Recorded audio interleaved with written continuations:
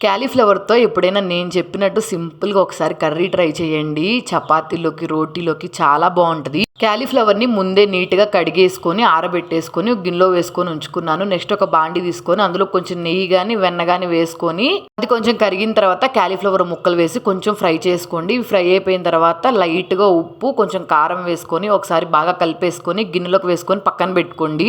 Next ఇదే బాండిలో కొంచెం oil వేసుకొని బిర్యానీ ఆకు, చెక్క, లవంగాలు, షాజీరా కానీ జీలకర్ర కానీ వేసుకొని కొంచెం ఫ్రై అయిపోయిన తర్వాత సన్నగా కట్ చేసుకున్న ఆనియన్స్ వేసుకొని కొంచెం కలర్ చేంజ్ అయ్యేంత వరకు ఫ్రై చేసుకోండి. ఆనియన్స్ కొంచెం కలర్ చేంజ్ అయిన తర్వాత ఒక 2 టేబుల్ స్పూన్ల వరకు అయితే శనగపిండి వేసుకొని కొంచెం ఫ్రై చేసుకోండి. శనగపిండి కొంచెం ఫ్రై అయిపోయిన తర్వాత అల్లం వెల్లుల్లి పేస్ట్ 2 టేబుల్ స్పూన్లు, పచ్చిమిర్చి వేసుకొని ఒకసారి బాగా కలిపేసుకొని పచ్చివాసన పోయిన తర్వాత 2 టమాటాల గుజ్జు అయితే వేసుకోండి. ఇది కూడా పచ్చివాసన పోయేంత వరకు అయితే ఫ్రై చేసుకోండి, లేకపోతే టమాటాలైనా వేసుకోవచ్చు. తర్వాత ఒక 1/2 కప్పు వరకు అయితే పెరుగు వేసుకొని ఒకసారి బాగా కలిపేసుకొని కొంచెం కరివేపాకు, టేస్ట్కి సరిపడినంత సాల్ట్, టేస్ట్కి సరిపడినంత కారం, కొంచెం గరం మసాలా, కసూరి మేతి అయితే వేసుకొని ఒకసారి బాగా కలిపేసుకోండి.